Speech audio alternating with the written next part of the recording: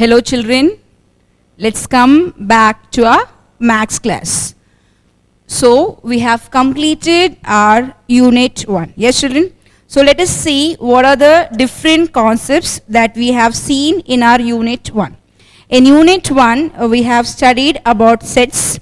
We saw the different problems based on sets, and under sets we have done one more thing. What was it? So we have seen the way, that is we have seen how to represent the set using a roster form. We have seen how to represent the set in set builder form. I just would like you to take page number 7.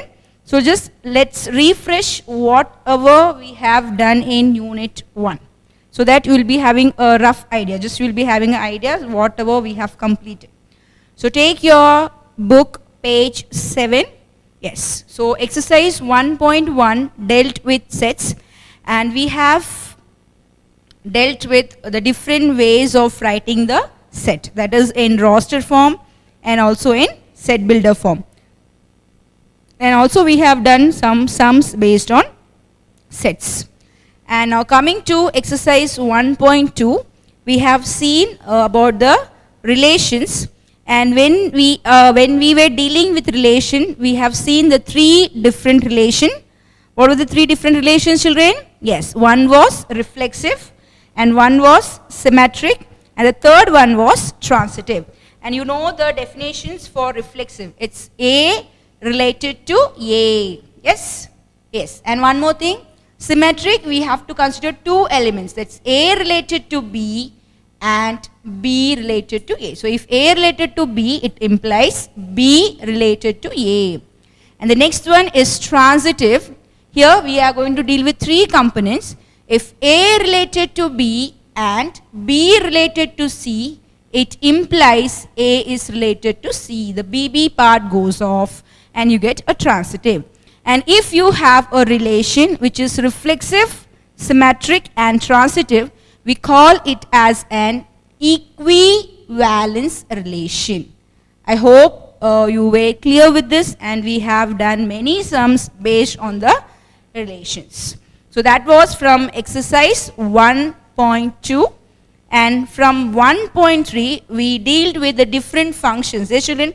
So we have checked for the one function, we have checked for the onto functions, and also we have done some problems based on domain and range and many more. And also we found the inverses of the function. And we also have done some word problems based on functions. And from exercise 1.4, we dealt with the graphs over here. And we have done the graphs using transformations. That is, we are not plotting the graphs using the table.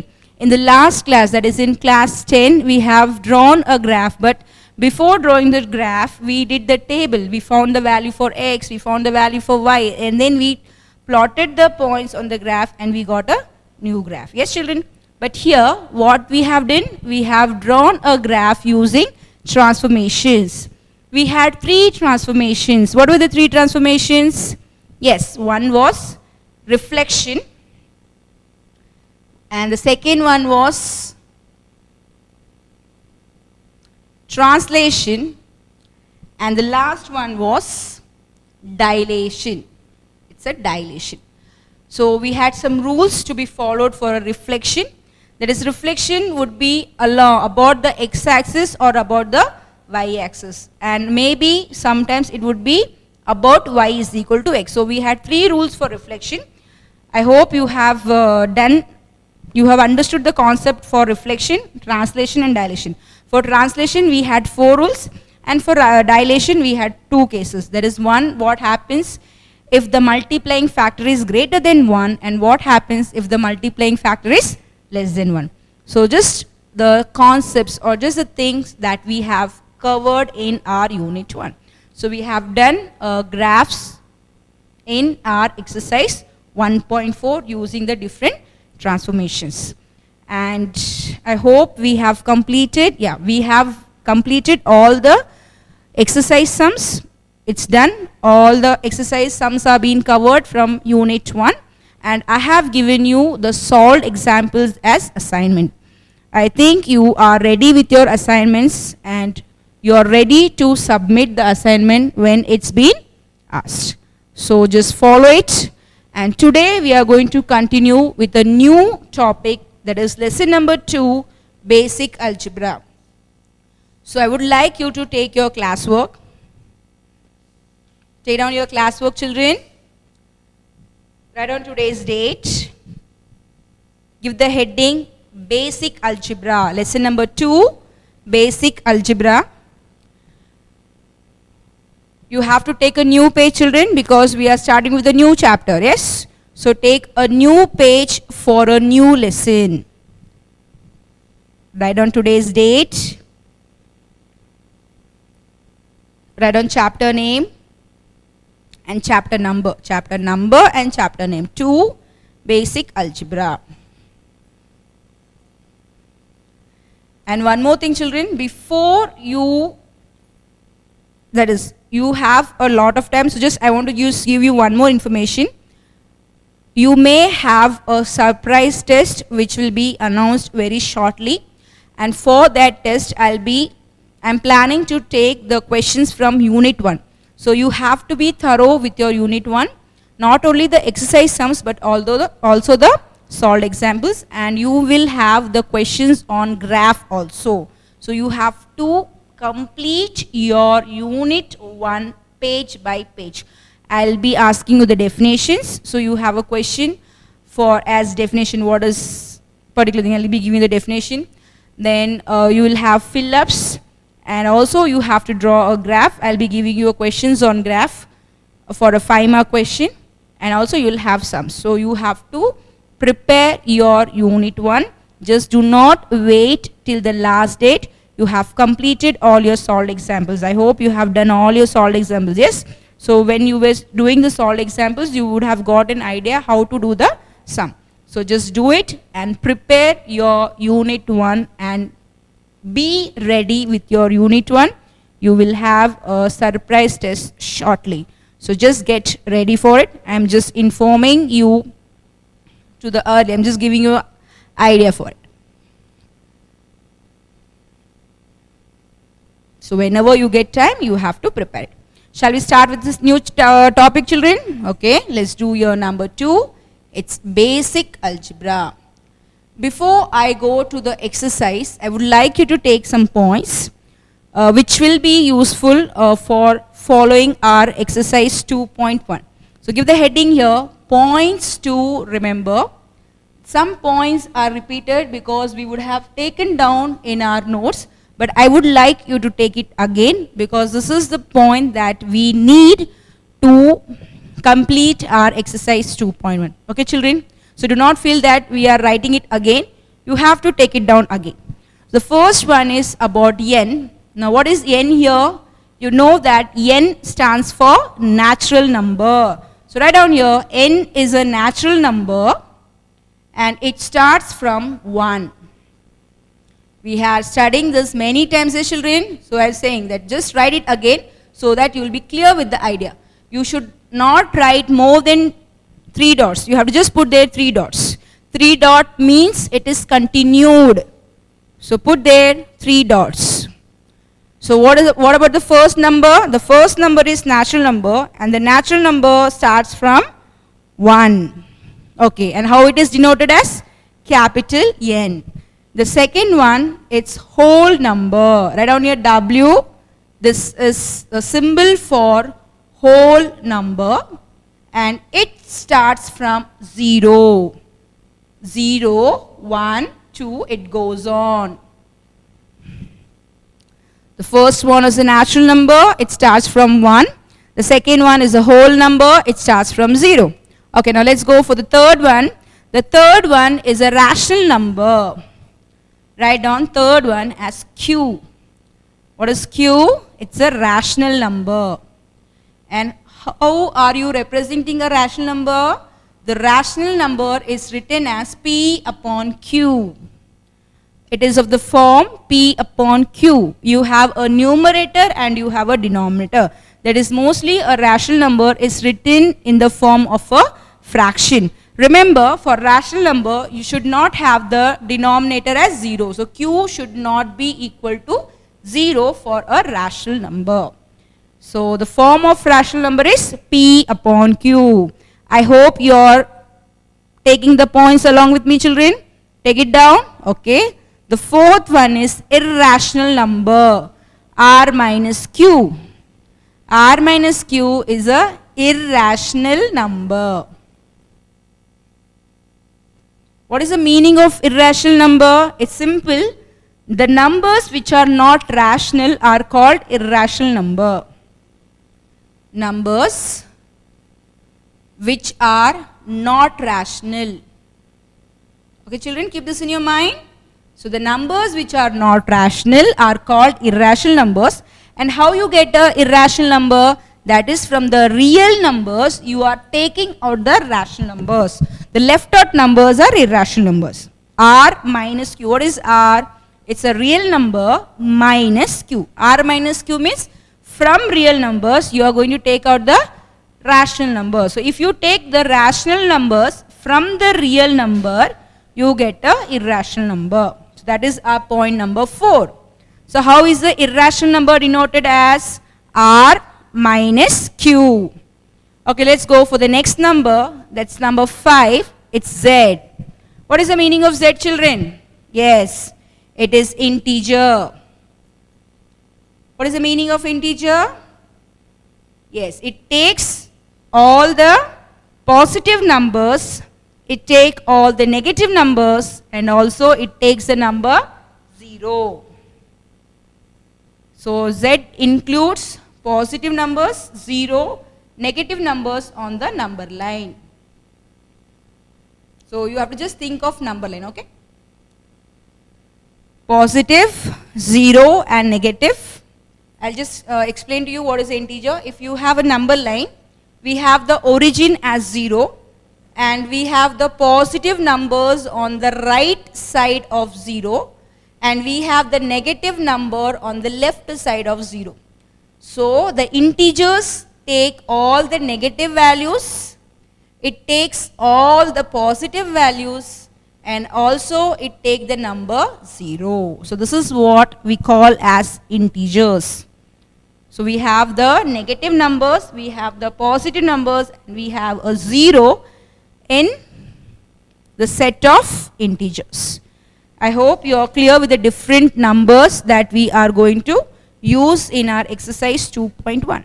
So now, after taking down the points to remember, you have to write down exercise 2.1, give the heading exercise 2.1, write down the first question, classify each element of root 7 minus 1 upon 4, 0, 3.14, 4, 22 by 7 as a member of n, that is natural number, q, rational number, r minus q, irrational number, or z, that is integer. Take down the question. So I told you that we are writing the points, remember, so that we can follow up our exercise 2.1. So we are just going to refer our points to remember and we are going to complete the first question. Yes, are you ready, children? Shall we move to the answer? Okay, do it. So this is just classify, so it will be an easy answer. I am going to just write the numbers and I am going to write down what does that number belongs to. Exercise 2.1, the first one is root 7. Yes, children? What about root 7? Is it a natural or is it a rational or it is an irrational or an integer? Root 7. Root 7 is an irrational number because the 7 is not a perfect square. I cannot find the square root of 7, or we say 7 is not a perfect square. Just mention here it's r minus q. No need to go for any explanation because the question is just to classify them under the categories. So put there root 7 as r minus q, that is irrational number. Okay, coming to the next number. What's the next number given to you? It's minus 1 upon 4. Yes. What is minus 1 upon 4, children? Yeah, what is the form? Yes, we have a numerator and we have a denominator. Where do you have a numerator and denominator? Yes, in rational number. See the symbol for it? Q. So put there. Minus 1 upon 4 is a rational number. Coming to the third one, it's 0. What about 0? 0. Where is 0 belonging to, children? 0 is belonging to a whole number, but in the question we are not being asked about a whole number. We have only 4 different categories. We have a natural number, we have a rational number, we have an irrational number, and we have an integer. So try to fix 0 in that 4 categories. Check for the 4 categories. It cannot be a natural number. No, because we have a natural number starting from 1. Okay, done. Next. Q. Yes, we can write 0 as a rational number.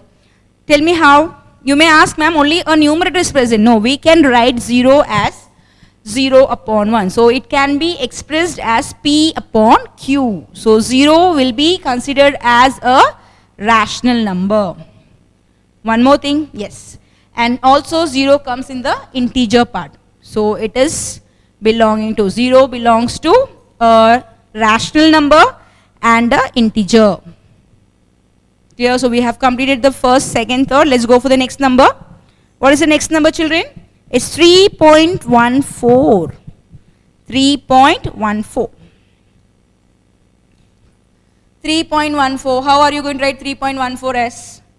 3.14 will be written as 314 upon 100. This already we have seen in our lower classes, how to change the decimal in terms of fractions. So here we have 2 numbers after the decimal point. So to remove the decimal point, I have to divide by 100. That is 2 zeros. Yes, children? So we have to write here 100. So 314 upon 100. So what is the form here? P upon Q. So if it is a form P upon Q, you have to take it as a rational number. So write down there, rational number. It's Q, rational number. If you have any doubt, you just put here P upon Q form.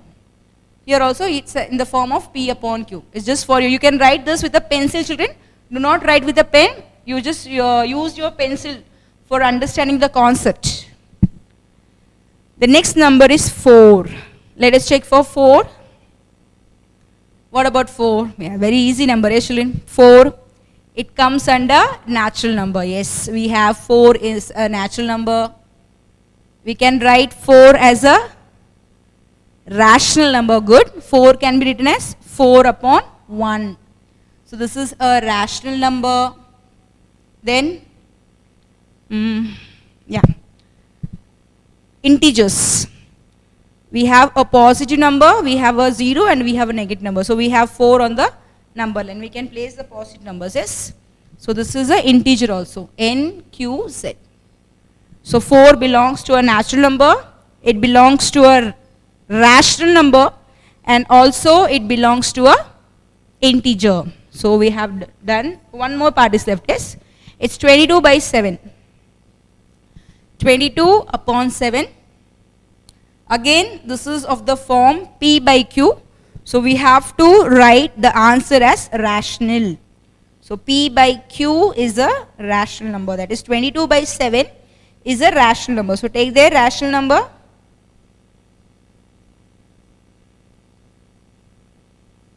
Okay. So put here rational. So it belongs to a rational number. So we have completed the first question. I hope you are clear with the first question, children. So for that reason, I have given you the points to remember. So you just read your points to remember, understand your points to remember, and just apply in sum number 1. So remember, rational means the number which can be written in the form P upon Q. That is, if you are able to write the number as numerator upon denominator. And remember one point, the denominator should not be equal to 0. Denominator should not be equal to 0. That is a rational number. And the numbers that are not rational are called as irrational number.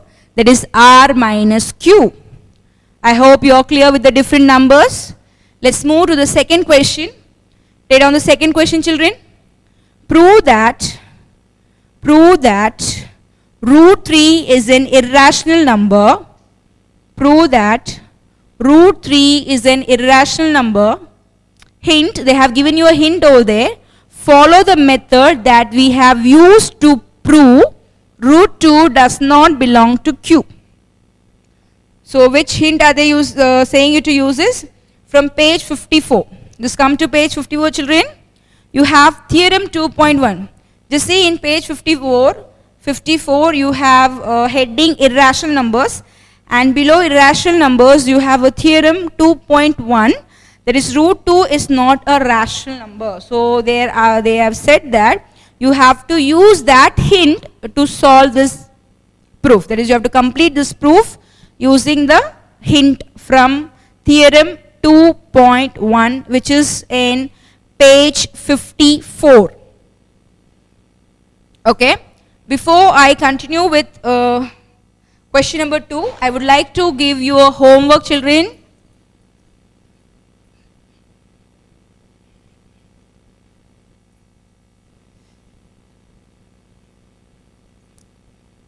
Okay, let's do, I'll give you the homework here. Homework is theorem 2.1. Okay, children? Homework, theorem 2.1, page 54. Was that root 2 is not a rational number. Root 2 is not a rational number. Okay, this is your homework. So you have to just write it once, okay? Don't go, no need of writing 2 or 3 times. You have to just understand. And you will be able to understand this theorem very, very clearly once we complete our sum number 2. Shall we proceed with sum number 2, children? I hope you are ready with your questions and you are waiting for your answers. Let's move to the answer part. Okay, so what is the question? Prove that root 3 is an irrational number. So to prove, give here the heading. To prove root 3 is an irrational number. I just write down here irrational number. Okay, this is what we are going to prove. Now what are we going to do here is, I am just going to start the proof with a contradiction. What do you mean by contradiction? A contradiction means you are going to take the opposite of it. Now what is given here? Root 3 is an irrational number. So now you are going to say that it is a rational number. I have told you what are we going to do?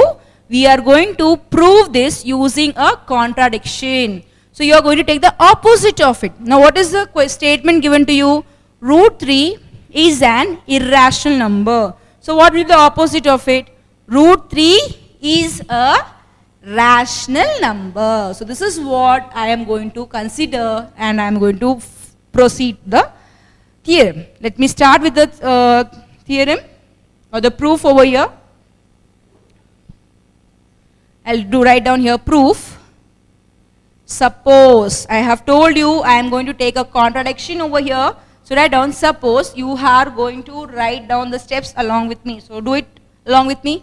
Suppose root 3 is a rational number. What was the theorem to prove? You have to prove that it is an irrational number. But what are we going to do here? We are going to take the contradictory part. That is, I am going to say that root 3 is a rational number. What is the meaning of rational number? That means it can be written as P upon Q. That is, you can write the number in the form of numerator upon denominator. So you mention here, let root 3 is equal to M upon N. Instead of P upon Q, we have just taken here M upon N. Since we have changed the statement as rational number, I can write root 3 as M upon N. I hope you are clear with the statement, children. Why are we introducing there M upon N? Because we have taken the number as a rational number. Okay, now let's proceed to the next step. You are going to write the detail about M and N, because we are introducing a new integer over here. So write down where M and N, where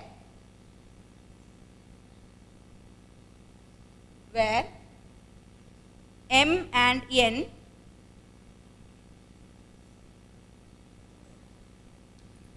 are positive integers, where m and n are positive integers with no common factors greater than 1. With no common factors greater than 1. Okay, children? So this is what the explanation for m and n. So we have taken a contradiction. Then we have taken root 3 as m upon n. What is m and n? M and n are positive integers with no common factors greater than 1. Okay. So now what I'm going to do is, I'm going to square this both the sides.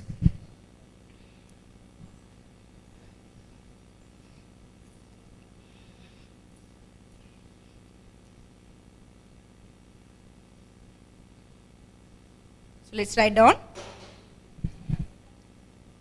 So you have root 3 is equal to m upon n. So squaring on both sides, or you say squaring both sides, we get square. When you square root 3, what are you going to get, children? What is root 3 into root 3? Root 3 into root 3 is going to be 3. What is the value for root 3 into root 3? 3. Okay, so I get here 3 and m square upon n square. Just cross multiply it, you get m square. Alright, 3n square is equal to m square. I'll just try to write in a proper order. I say m square is equal to 3n square. Just interchanging the position, that's all. I hope you're clear with the steps. I have squared on both the sides. I get 3. How are you going to get 3? Root 3 into root 3 gives you 3. This is equal to m square upon n square. Cross multiply, you get 3n square is equal to m square. So the value for m square is equal to 3n square. Now see here, children, m square is equal to 3n square. So what are you going to write down here? M square is divisible by 3. M square is equal to 3n square. This implies m square is divisible by 3. Are you clear? Because m square is equal to 3 times of n square. 3 times means it is divisible by 3. If m square is divisible by 3, what about m? Yes, m will be divisible by 3. So this implies m is also divisible by 3. See here, children. So how we have started? We started from root 3 is equal to m upon n. And now what have we arrived at? We have arrived at m is also divisible by 3. Clear? So just put this as number 2. I'll mark this as number 1 and I'll mark this as number 2. So do the markings over here, 1 and 2. I hope you're clear with the statement. M square is equal to 3n square. So since we have a 3 over here, we can say that m square is divisible by 3. If m square is divisible by 3, you can say m is also divisible by 3. Okay, just stay on the point, children.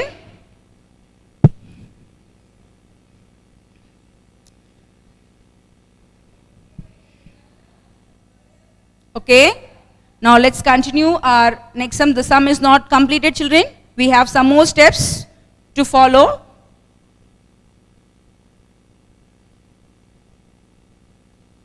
So now what I'm going to do is,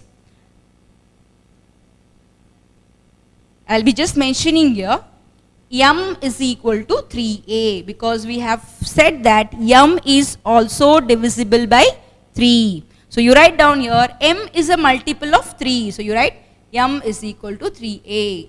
So put this as number 3. So what we have got, m is equal to 3a. Why I am writing that m is equal to 3a? Because m is divisible by 3. Okay, now what are you going to do? You are going to substitute this 3. I got a value for m, yes children? So we are going to put the value of m in 2. Write down. Substitute 3 in 2. Or you can write substitute the value of m in 2. Okay, so we are going to put the value of m in equation 2. What is their equation there? M square is equal to 3n square. So what is m? It's 3a. So 3a the whole square is equal to 3n square. See the statement, children? What I have done? I am just putting the value of m as 3a in equation 2. What is the equation 2? M square. What is m? 3a. So what do you get here? 3a the whole square is equal to 3n the whole square. Let's open the bracket. 9a square. 3 square 9. A square is equal to 3n square. 3, 3. 3 ones are 3 threes are. So what is left? N square is equal to 3a square. See children, your n square is left and your 3a square is left. The statement is same like the second statement. Just compare the second statement. Yeah, what was the statement here? M square is equal to 3n square. Now what have you got here?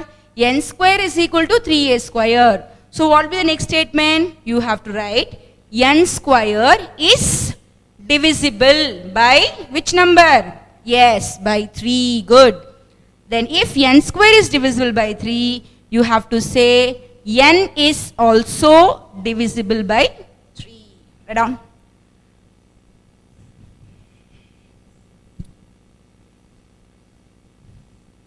So this implies n square is divisible by 3, which again implies n is also divisible by 3. Okay. So what is the statement we are arriving at? We have arrived at a statement n is divisible by 3, and also we have arrived to a statement that m is divisible by 3. So you have to highlight the statement. Highlight the statement. Okay. N is divisible by 3. M is divisible by 3. And how we started our explanation, children? We have stated that m and n are positive integers with no common factor other than 1. So we have said that it is not having any other factor. Only the factor is 1. We have taken that contradiction, yes. But here what are we getting? We are getting here that m is having a factor. What is a factor? Since it is divisible by 3, you can say m is having a factor 3 and also n is having a factor 3. So this is we are getting the answer in a different manner. We said that m and n are having the factor only as 1, but we are getting the answer as m and n are having factor 3. We have one more factor for m and n, that is 3. So what is this? How are you going to conclude your answer? So you are going to say that whatever we assumed, what we have assumed? We have assumed that root 3 is a rational number. I assumed this, yes? I took that root 3 is a rational number. So I have to say that whatever I have assumed, that is wrong.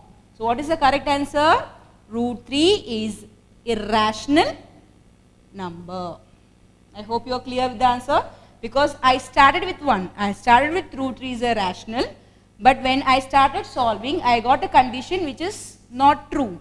So you have to go again back to the original statement, that is root 3 is a irrational number. So let's write the statement and let's complete the answer. So n is also divisible by 3.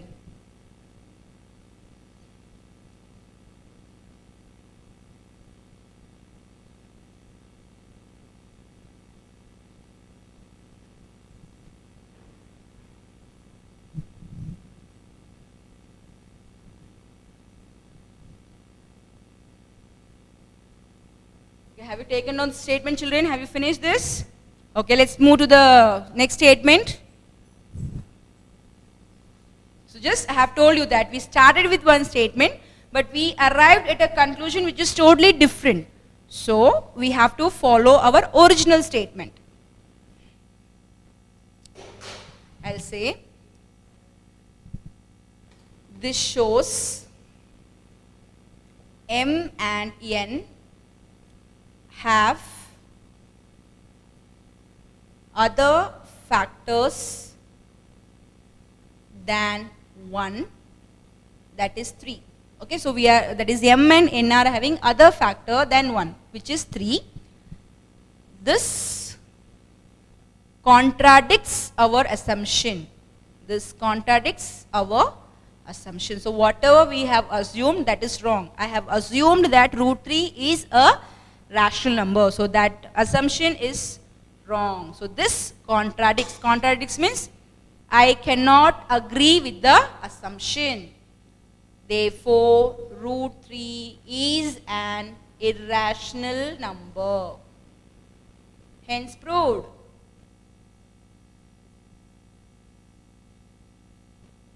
Clear, children? I hope you are clear with the proof part.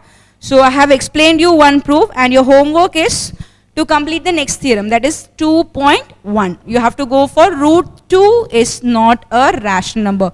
Follow the same method and you have to complete your answer. Okay, children? Let's continue with the next sum. Write down question number 3. Are there two distinct irrational numbers such that their difference is a rational number? Justify. Write down question number 3. Question number 3. Are there two distinct, so they are asking you an example such that we have to get a difference as a rational number. So you are going to take two irrational numbers and you are going to show the difference as rational number. This is a very easy sum, children. You have to just take two examples and we are going to verify the answer. And now I would like you to give sum number 4 as homework. So before I give you the homework, so that you will be concentrating, you will focus on the sums. So exercise 2.1, yes, 2.1, fourth question is your homework.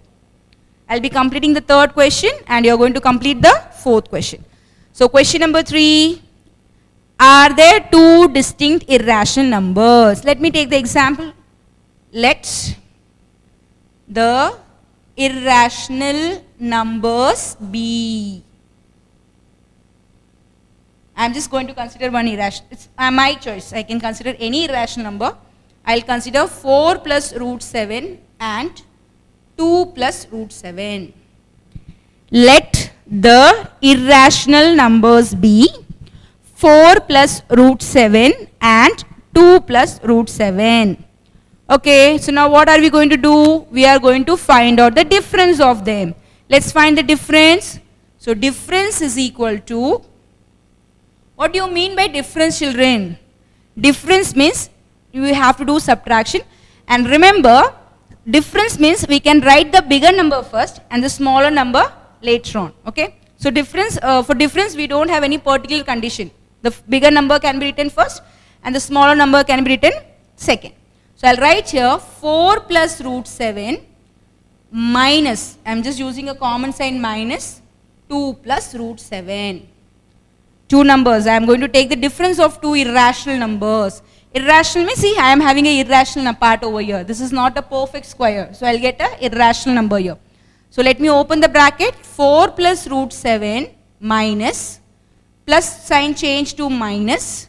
Again this plus change to minus.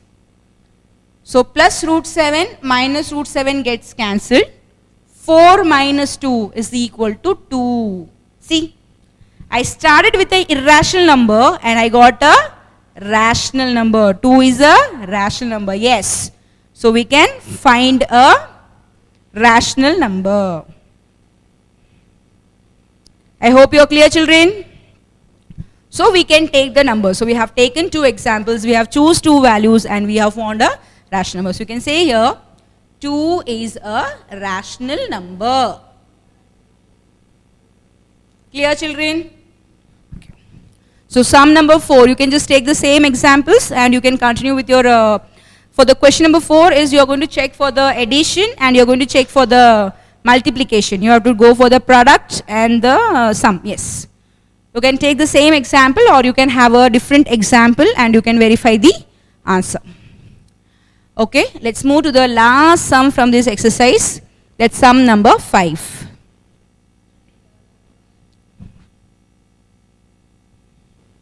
Do sum number 5.